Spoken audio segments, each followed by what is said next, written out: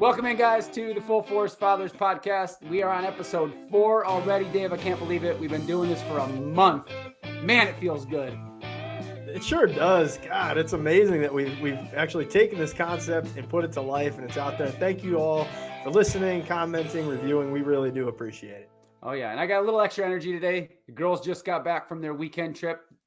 Andine and the kids went to Pennsylvania for the weekend. I was just solo with the dog, bored out of my mind. I ran a bunch of miles. Bachelor weekend in the middle of nowhere. And I didn't sleep in either. I got up even earlier, which was great. Oh, perfect. So let's hop right into this episode, Dave. We're going to start here with the typical Bible verse like we usually do, and it comes from Proverbs chapter 22, verse 7, and that states, "The rich rule over the poor, and the borrower is the slave to the lender." And with me opening up with that, I have a lot of interpretations with that, but I'm going to pass it right off to you and let you kind of give me your thoughts first and jump into today's topic. Yeah, I really think that couldn't be more true. The rich rule over the poor, and the borrower is slave to the lender. So what do I feel that means? You know, if we take just kind of a 30,000 foot view, right? The borrower is slave to the lender. How many of you out there have credit card debt mounting, auto debt, medical debt, all different forms of debt? And basically you are a slave to the lender, the person giving you that money. You're reliant upon them. If they jack up the interest charges, you have to take it. If they want to collect their note in full, you have to take it and you have to come up with that money. You are a slave to the lender. You can't experience financial freedom until you cut those ties from the lender. What do you think, Brett? What are your interpretations? Well, I look at it, it's kind of it hits home really easily for me because when I think of lender, it's what I do for a living, right? I'm a mortgage lender. So I love the saying, and I think I would like the word credit more than I would a slave to the lender, because if you do your mortgage the right way and you don't overextend yourself, then I don't think it puts you in a terrible predicament where this kind of I feel sometimes when you read verses like this, you can overanalyze it and it makes it feel like everything is bad. But if you do it the right way, I think you'll be fine. But I look at this and think credit. Overextended credit cards, auto loans. You mentioned medical, small personal loans, you name it. If you overextend yourself with credit, you are always going to be a slave to the lender because you will always owe somebody. Yeah, it really does magnify with the consumer debt. Those are the things that are really, they have the higher interest rates that hold people back from achieving the goals that they have. But I think ultimately where people want to get is you want to be able to, like you said, get a mortgage the smart way. Don't overpay for a house, but over time, pay that off and eliminate the mortgage debt. And then you're truly free at that point. Oh, absolutely. There's no doubt about it. That's people work their whole lives to buy their first house, and then they work their whole lives to pay it off. But I think if you do it the right way and you do it calculated and you do it efficiently, it doesn't have to be that way. So you don't have to essentially be a slave to your creditors. Yeah, that's exactly right. So anyways, I know today's topic, we're going to get into something that is really right up your alley. It's something that you've experienced and done with. So with that in mind, I'm going to let you start the show off today with the topics you want to get into, and I'll be here to kind of ask you questions and point some things out as well. Sure. So one of the things that's come up since we started this, I get a lot of questions, what is the path to financial freedom? How do I get past the shackles of debt? How do I get out of this constant just process of charging it on a credit card and then paying the credit card back, but the interest payments are so high, and it just keeps mounting and mounting and mounting. So the path that Casey and I used was a plan from Dave Ramsey, who is known for this, and it's the 7 baby steps, and it worked incredibly well for us. And I would recommend it to anyone that's out there. But you can find his information by going to his website, and that's not what we're here for. So I want to show you, I want to take you through what it is, but how we implemented it into our life. Because things, come up, and as a family, we've got different challenges, and some of those things were different for us. So I'd like to kind of go through that process. So Brett, I know we've talked about the baby steps plenty. So there's 7 of them. The Mhm. first one is building an emergency fund of $1,000. So before you do anything, before you start attacking the debt or any of the other savings goals you have, you've got to save $1,000. Why $1,000, Dave? I feel like to me nowadays $1,000 it doesn't even cover your most people's mortgage payments today. Yeah, no, you're 100% right. And this is one that I recommend changing for myself and for others to get it to $2,000 because it is with the inflation the way it is right now and sort of some of the problems that come up in our daily lives. I just don't feel that 1,000's enough. But you want to keep it low, and the reason you want to keep it low is you need to stay motivated to get yourself out of debt. If you start with an emergency fund that's fully funded, your ambition and your passion and desire to get out of that position that you're in is a lot lower because you have a big safety net. Now, if you don't have a safety net and you know that you can't rely on your savings account and we're not relying on the credit cards anymore, it's forcing you to go 110% full octane, full force to get out of that position. So that's why the number is reduced to start. So, but let me ask you another question on that. Sure. How, for most people, unfortunately, this is a sad truth that I'm about to say. More than 50% of the country doesn't have $1,000 in their savings. That's a fact. How Mm-hmm. how does someone who can't save money all of a sudden say, "I'm Dave, I want to do this. I want to save $1,000." Where do they even begin to save $1,000 if they're living literally paycheck to paycheck? A couple different things you can do. The first is, we're living in a time where every single storefront you walk past, they've got a sign on the door that says now hiring, right? Mhm. So you could go into a place, you can get a second job, and you can save money that way. I've done that in the past. The thing we did when we started the baby steps was we didn't have $1,000 either. We sold a bunch of stuff. Casey put a yard sale together, a tag sale, and we sold as much stuff as we could that we didn't need. And that brought in our money, and we put that into the savings account, and that was our starting point. Now, so you said savings account. This is not something you keep in. I think emergency. You don't keep it in cash. Do you keep it in a bank account, or can you keep it as cash, or what do you keep it?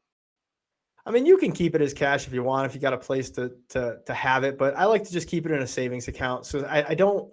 I was at the point in my life where I didn't want to have access to money that I was allocating for something else. I had bad spending habits, so I was nervous that I would take that $1,000 and use it for something else at that point in my life because I was just starting the process.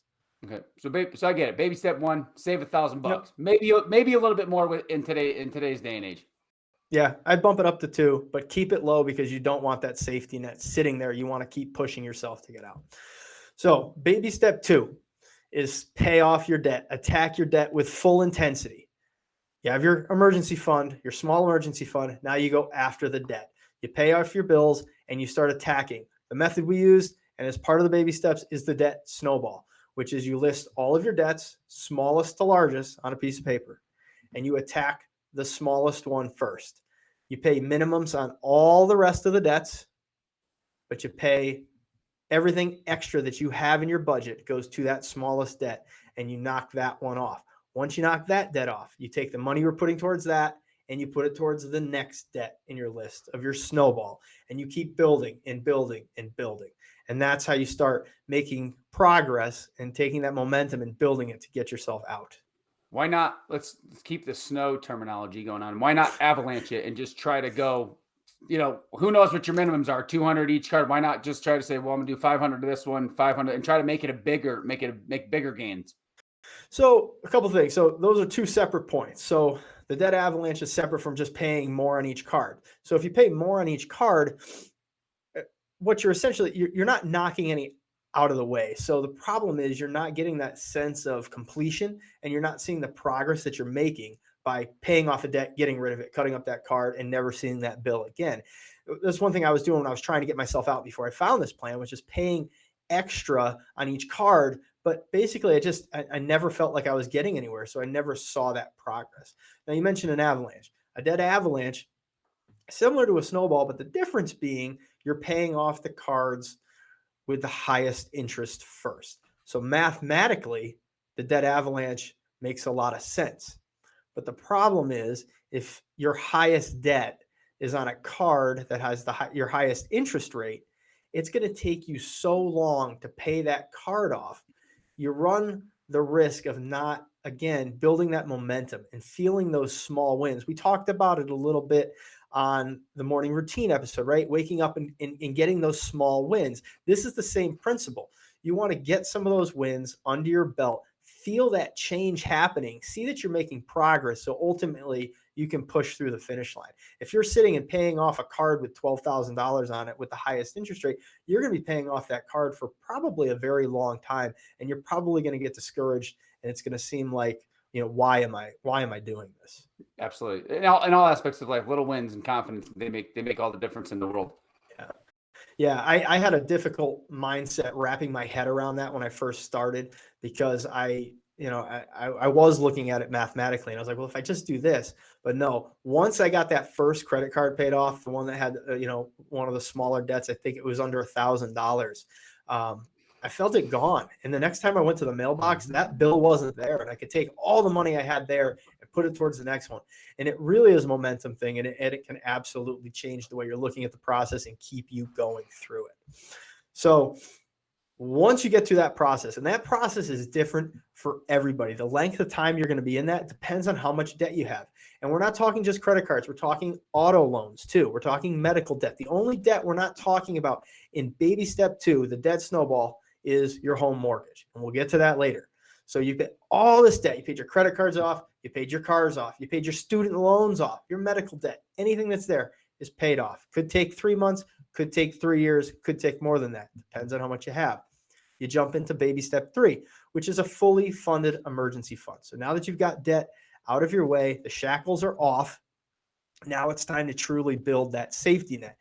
And what is recommended is 3 to 6 months of living expenses. So, there's a big range there, right? 3 to 6 months, depending on how secure you are in your job, will sort of dictate, where you're at. Now, Brett, you've got a commission-based job. So, what you would want to figure out is, what is my monthly average? Like, what can I count on each month? And that's sort of going to be your baseline for where you're going to want to go. Right. Can I hop you back to step 2 quick? I just want to, sure. For everybody listening out there, because you didn't sweep over it. You said it could be 3 months. It could be however long. In your instance, give me your real world example. How long did it take you for baby step 2? So people out there that maybe have 20 grand or 60 grand in debt that want to do this, what was your real life timeline like? How long did it actually take you to do it? It took us 14 months, and we paid off $64,000. So Okay. Now the majority of that was high interest credit cards. We had credit cards, we had auto loans, and we had student loans. That's what it all encompassed. So for us, we went hard for 13 months. We did nothing. And that's the thing you have to realize. You have to put this as the priority, because the time that goes into it, it's how much you put into it is going to dictate how long this goes. If you still go on lavish vacations and you're still going out to eat every week, and you're just spending money just like you had, and you're not changing your habits, you're not going to make any progress with this. Right. You need to commit to this process. The spending money that Casey and I had when we first started this a month was $50 each. $50 each. That was spending money for the entire month. And we had one envelope for going out to dinner, which was $100. So for each month, we gave ourselves $200 as a couple to, live our life. And it was bare bones. Like, we were, groceries, bills. We did everything we could to cut things out of our life to make that process fast. Right. And for those of you listening, 14 months sounds like a long time. But I can only imagine, Dave, what it felt like at the end of those 14 months. Yeah, you feel like, man, it's just you're on a hamster wheel, and you're rinse, dry, repeat kind of thing for 14 straight months. But when you paid off that last part of step 2, how did it feel? Like, month 14, you're going to pay off that one final payment. And I didn't mean to skip over step 3, because we're going to get back to step 3. But in terms of, I feel step 2 really is where the crux of people are. So that's why I'm asking you so much about it. So at the end of Sure. that 14 months, what did it feel like when you wrote that last check to God knows credit card company USA? What did it feel like? It was such a sense of relief. I mean, I remember sending the last payment to American Express. That was where I had my biggest debt, and the Mhm. last one was about, I think it was around $14,000 on the biggest card I had, and I sent it, and I just remember saying like, I just sent the last debt payment of my life, of my Mhm. consumer debt. I still have my mortgage. So, but I Yeah. remember like I sent this last debt payment, but then it really didn't hit me until the next month rolled around. That time when I would sit when I got my paycheck and pay off the bills. And I realized, holy shit, like I have all this extra money right now. It's not going Yeah. anywhere. That, And it went into the savings account. And that was the first time in my life that I experienced that we experienced it. And it was the first month where I didn't lose sleep because of my financial situation. I went to bed knowing that I had made progress, not for myself, but for my entire family. And to know that I was never going to go back to that life was such a liberating feeling for me. yeah, you mentioned there that first paycheck when you realized you didn't have to pay into debt, and this is going to segue perfect back into step three. You said you had this money to go Mhm. into a savings account. So Yep. take me back to step three. My first question on step three, if you didn't hear Dave, it's 3 to 6 months of expenses, right? A Yep. fully funded emergency fund. Yep. So my question on that is, what does it mean? What does this say? It's 6 months for someone like me that's commission based. What is that 6 months supposed to take care of? I know the mortgage, but what are the big factors in there that 6 months is supposed to take care of? So the 3 to 6 months is supposed to take care of the things in your life that you need to survive, right? So you've got transportation bills that you got to make sure you take care of. You've got fuel, repairs on the car. You got to make sure you got money aside for that. You got to make sure all your utilities are included in that, your mortgage or your rent. Um, and those, your water bill, like all those types of things that you need to live. It's not going out to dinner money. Groceries, yes. Going out to dinner money, no. It doesn't shouldn't be included in that. You need to know what you can go bare bones and live your life and make sure that you survive in that capacity. And that really means emergency 6 months. Like that means if you don't bring a dollar in for 6 months, you know you're going to survive. Yep, you're gonna everything's gonna. You might not be living the way that you were living before you had that crisis or that emergency, but you're gonna be able to pay all your, all the bills that come in, and you're gonna be able to live that life continually. Cool. Mhm. That's that. Yeah. Like I said, I didn't mean to just jump over step three, but step two just really I felt like it had the most importance in the sense that that's where I feel everybody lives. Yeah, and that's, let's be honest, that's where people spend the most time is in baby Mhm. step two. It's just the fact of the matter. It's hard. A lot of people build up a lot of debt and they don't realize, I've got my credit cards and then my auto loans and my medical debt and my student loans. Some of those student loans that are out there are hundreds of thousands of dollars, and it takes a really long time and a big commitment to go through those. Mhm. But yeah, once you get to baby step three, it usually happens pretty quick because you're in the habit of saving money, and you're saving it to send it towards your debt, but you're in the habit of collecting that money and putting it somewhere, sending it somewhere, giving it a name. Right. So to recap so far, one, save $1,000, maybe a little bit more in today's day and age. Step Mhm. two is pay off all your debt with a debt snowball. Start with the smallest, move your way up. And step three, 3 to 6 months, fully funded emergency fund. So if Yeah. the shit hits the fan and you can't bring any money in for those 3 to 6 months, you know you're going to be covered. So what's step four? What comes after that? Because I'm really interested to know what comes after that. I feel like once you get to step three, if you got $40,000 in a savings account, woohoo, let's go start spending money again. What is step four? So step 4, 5, and 6 actually all work together, but they're in a specific order for a reason, and we'll touch on that. But step 4 is putting 15% of your household income into retirement.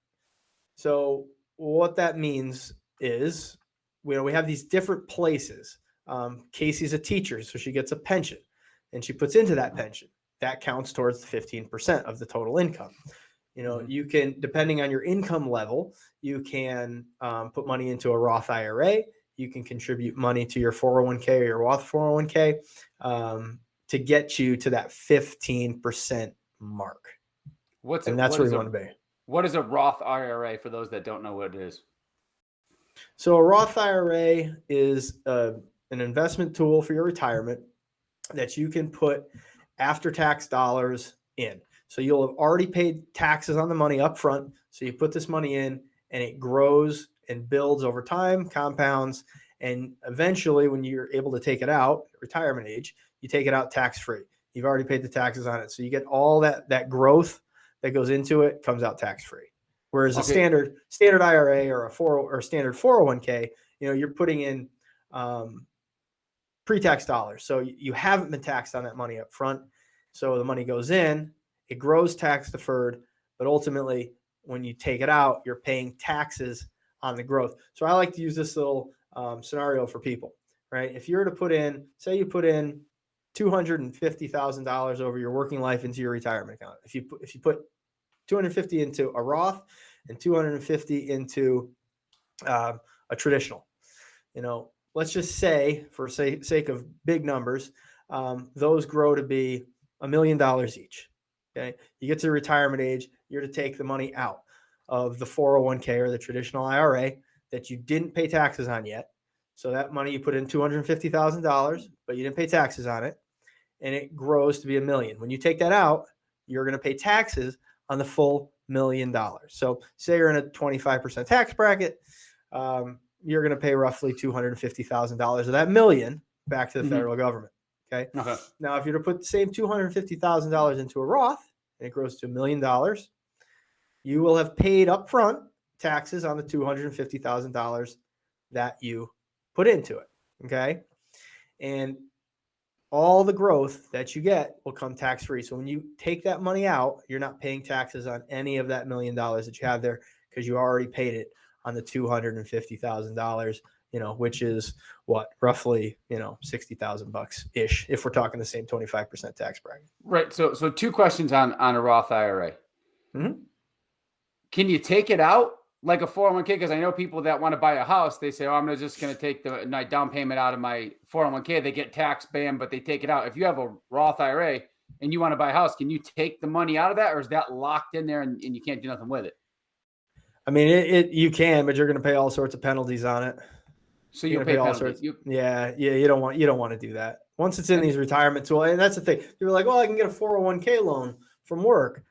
Yeah, but here's the deal with a 401k loan. You have to pay it back. It's a loan. You're borrowing money against yourself. You have to pay it back. And if for some reason you terminate your employment with that employer, it's due back immediately. So, oh, wow. Yeah. So you've got to be prepared for that. Yeah. And then, so my second question on the Roth IRA. So so that to me sounds like a better way to build retirement wealth because you're putting in money taxed already, so you don't pay taxes at the end. So can you just contribute whatever you want? Like just say, hey, I want to cut a check for 20 grand or 10 grand and just put it in my Roth IRA and forget about it. Can you do that? No, there's limits. So if you're under the age of 50, you can put a maximum of $6,000 a year into that per person. If you're over the age of 50, you can put 7,000 in per year. So now if you've got a spouse and your spouse doesn't work, you can still, your spouse can be added onto that. And you can, as a couple, you can do $12,000 a year. Is there less or more risk associated with either one? Nope. They're invested in the same things. Okay. You can invest them in the same mutual funds. Mm-hmm. Okay. All right. So step 4, retirement, 15% into retirement. What's step 5? Step 5, saving for kids' college. So the reason it comes after step 4 is because it's guaranteed that you're going to retire, right? You're going to want to retire at some point. So you want to make sure that you're saving for your retirement because that is absolutely going to happen. Kids' college comes next. Anything above that you have extra money in your budget goes towards kids' college. You want to start saving for that. If what you want to do is pay for your kids' school in the future. That's not everybody's dream. Some people say, you know what, I want my kids to have to work through school. And that's That's perfectly fine. But if you want to save for your kids' college, this is where it falls into place after you're saving for your retirement. Because hey, at the end of the day, there's a chance your kids could get an amazing scholarship to go to college. They may decide they don't want to go to college and they want to go to a trade school and jump into the trades right out of high school. So there's no guarantee that that's going to happen. That's why it falls after baby step 4. But kids' college, that's baby step 5. Okay. And no kids, just what do you put extra money into your retirement, or do you move on to, or do you kind of, so let's just say you're married, your wife and you and your wife don't have any kids. You're already putting 15% away for your retirement. You both know you're not having any children. You move on. Do you just skip to step 5, just kind of get erased, and you go right to step 6, or do you continue to do more in step 4? Yeah, you can skip unless unless you have education goals yourself that you want to do continued education later and continue to build on in that for yourself. Yeah, you can skip. Now, if you've got you could save for relatives as well through that program. If you've got other children that maybe you don't have your own children, but you have other children you want to save for, you can do that. You can make that a part. But if you just have no children, you don't have any desire to save for anybody else's kids for school, yeah, you'd skip right over to baby step 6 before you contribute more. 15%, baby step 4, that's where we're at. Anything beyond that now would go to baby step 6, which is pay off your house as fast as you can. So any extra monies you have coming in go towards paying off the mortgage and knocking that out. So you ultimately become completely debt free. So essentially, after the debt's gone, 15 or 3 to 6 months retire or saved in an emergency fund, 15% going to your retirement. No kids or kids, you got your college savings plans. What where does so whatever's left after all of those, is that considered the extra money that goes towards the mortgage? Yep, that is considered the extra money that goes towards the mortgage. That's correct. Mhm. So yeah, if you've got your budget, we're living on a budget from day one of this process for the rest of your life. That's how it works. That's how you maintain control of your money, achieve your financial freedom by giving every dollar a name throughout the entire process, right? So you've put your 15% in, you're taking care of your kids' college. Now it's time to boost up the mortgage payments, pay as much as you can, overpay on it. Make sure it's going towards the principal and Mhm. not just prepaying, because that's what some mortgage companies will do. They'll take your extra money and they'll put it towards a prepayment, which you don't want to do. You want to pay off the principal as fast as you can. And once you do that, you become completely debt free, and everything feels different when it's all yours and you rely on no one, because again, the borrower is slave to the lender, regardless of interest rates or anything like that. If you owe something to someone, and this could be not just straight lenders. I mean, as friends, I could owe you something, but at Yeah. the end of the day, if I borrowed something from you, I still owe you something. And that's just the way it is. When everything you own is free and clear, everything is different. And then you can really live your life. So back to the end, you mentioned interest rates. Mhm. So why not just borrow the money? Well, it doesn't exist anymore, but 12 months ago, interest rates were in the low 2s. So why not just keep the low 2 interest rate and save more money versus paying off the house quicker? You know what I mean? Yeah, that's a big question that always comes up, right? People are like, well, why wouldn't I take that extra money and put it into the stock market because I'm getting better returns on that money? If I can go in the stock market and make 6% and my mortgage interest is 2.5%, why wouldn't I do that? Mathematically, why wouldn't I do that? It's the same reason you would do the debt snowball versus the debt avalanche, because it's about momentum and it's about freeing yourself as fast as you can. You never know what can happen in this world. You never know what's around the corner. If you're putting all this money into retirement and something happens and you need to, something catastrophic happens, and then you need to pull money from somewhere because you have your mortgage payment to make, and then you're hurting yourself financially because you're paying penalties on things. Whereas if you just knock it out and pay it off, ultimately nothing can stop you at that point, because then you can really dive in. Think about what you can do for your retirement and your future savings when you have no mortgage payment, and you can put everything that you make into your future and you don't owe anybody anything. I mean, I can't wait for the day that I don't have my $1,900 a month mortgage payment. That's going to be amazing, because all that money is going to go towards our future and the things we want to do and not Right. work for our entire lives. Right. Yeah. No, it kind of makes you think like once you have nothing, you can also, you can do things that you've always wanted to do, give to charities Mhm. and things of that nature. So, Yep. so was it 6 steps or 7 steps? There's 7. So there's one There's- more. Baby step 7. When you get all these things taken care of, the house is paid off, you can finally live and give like no one else. So you're living through this process like no one else. The majority of people aren't doing this. They're not putting themselves through this. But you, as a full force father, are. You're going through the process to live a full force life. Now you get to baby step 7. You can live and give like no one else. You can do anything you want to do. You can go on any trip you want to go on. You can save as much money as you can for your future. You can be outrageously generous to foundations and charities and people in your lives that you feel would benefit from that. And you truly get to live a free life, a financially free life. right. Now, this podcast is obviously a great source for this because Dave has done it. He's living proof that, for financial freedom, if you do follow these steps from Dave Ramsey, then this does happen. It's real. It's live and in living color. Dave's a living testament to it. Now, is there a place?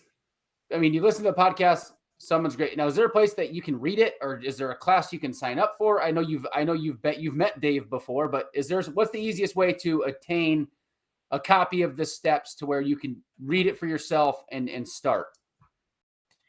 Yeah, his book is his bestseller book. It's been around for a very long time. The Total Money Makeover. That's the book to read if you want more in-depth knowledge of this program and how it works. It's an incredible book. Yes, I did get down to Nashville. I met Dave. I actually went and became one of his local financial coaches. I went through his program. I know this plan inside out. I live it, breathe it every day. My wife and I, we are on baby steps 5 and 6. We are attacking, kids' college. We're attacking mortgage when we can with extra money. And we are just continuing to build. Can't wait to reach that baby step 7. So yes, the Total Money Makeover, that's the place to go. They also offer classes, financial peace classes that you can dive even more into this. And those are taught usually at local churches. And you can find those on Dave's website as well. Yeah, like I said, you're living proof of it, guys. So if you are listening to the show, guys or gals listening to the show, and you really want to take control of your money, fitness kind of works the same way. Baby steps is a good analogy for fitness. If you got a long road to where you want to get, but today's show, especially being about the baby steps for finance, like it really gives you a grasp on financial freedom. And reach out to me. All I'm going to do is forward it to Dave because Dave's the guy you're going to want to listen to when it comes to this. And go buy that book. Go buy, what's it called? The Total Money Makeover. Total Money Makeover. Yep. Go buy that book and start today. Live that full first life when it comes to finances and whatnot. And there's a couple things, Dave, I wanted to touch base with. We talked about before the show, and we'll stay with the money aspect of it. And we're not big getting into up current events and current news of the world. That's not what we do on our show. We're just, but this one kind of ties into living a better lifestyle for your kids, especially for your children. And it comes out of the state of Florida, Dave.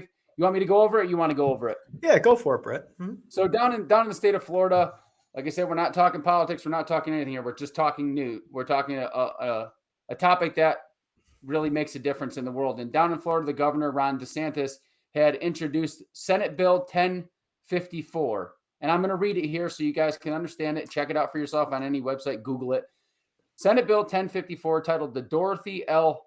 Huckle Bill, Financial Literacy Act, which will require high school students to take a financial literacy course to receive a standard high school diploma. The legislation will officially become a graduation requirement for students who enter high school in the 2023-2024 school year and doesn't affect current students enrolled in high school, which I think they should just implement it instantly. But as we know, the logistics of law and politics and all that crap that goes along with it. So what it does, Dave, in layman's terms, is it now in the state of Florida, you will have to take a financial literacy course to graduate high school. Now, on a scale of 1 to awesome, how awesome is that? It's the most awesome thing I've heard in a very long time. This is absolutely needed. The only thing I don't like about it, you just touched on at the end, is that it doesn't start until kids come in 23, 24.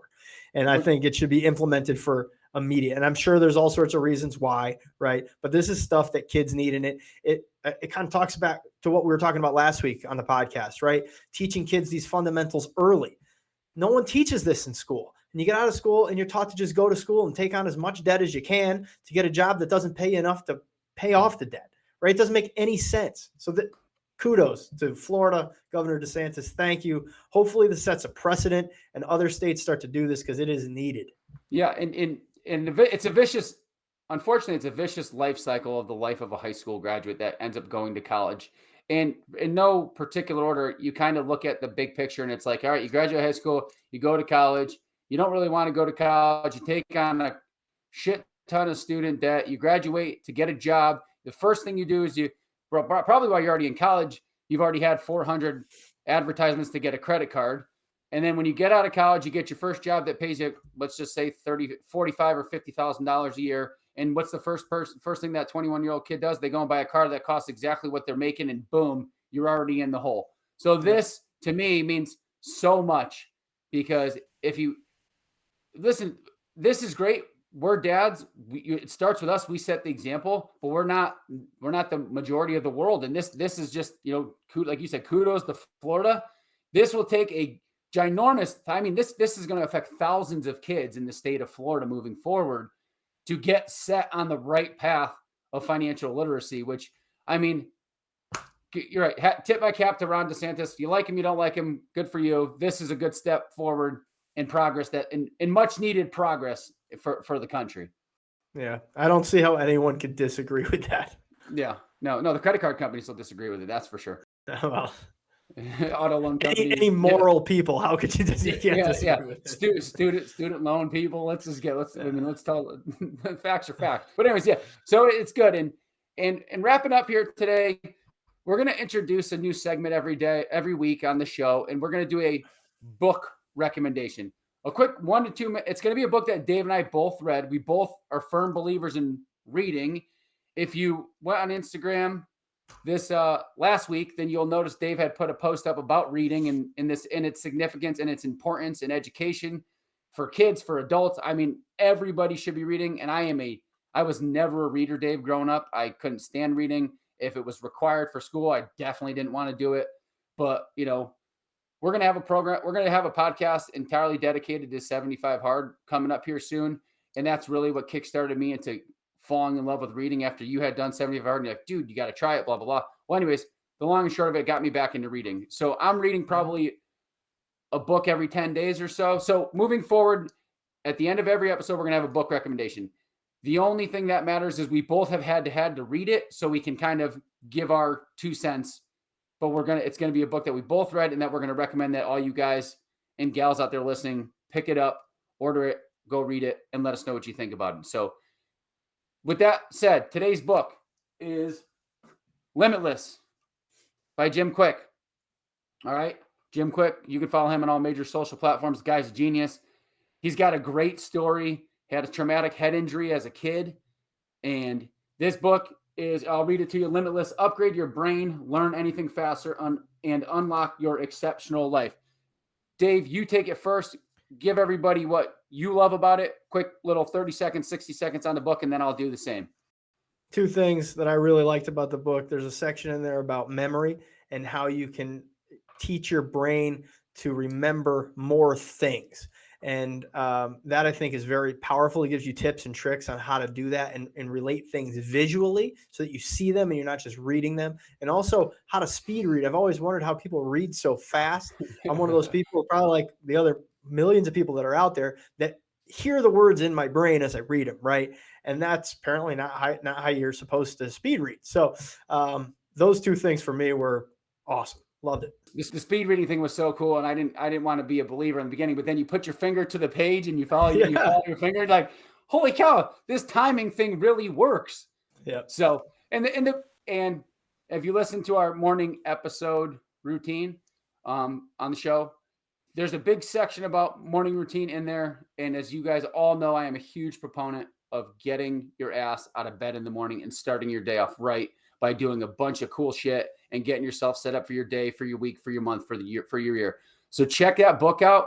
Once again, it is Limitless by Jim Quick. Dave, those are great pointers on that. But the book's great. I mean, everything about that book. It's a book that I've read. It's a book that I've read twice because there's so much information and knowledge in that book that you got to read it twice because you just can't. You don't soak it all up and through the first read. Yep. So, but with that being said, guys and gals out there, thank you so much for tuning in to episode 4. Dave, take us home. Yeah, thanks everybody. Appreciate it. Please follow us on social, Instagram at Full Force Fathers. Check us out at all major podcast locations and on YouTube. Full Force Fathers, get out there, live a full force life, and we will talk to you soon.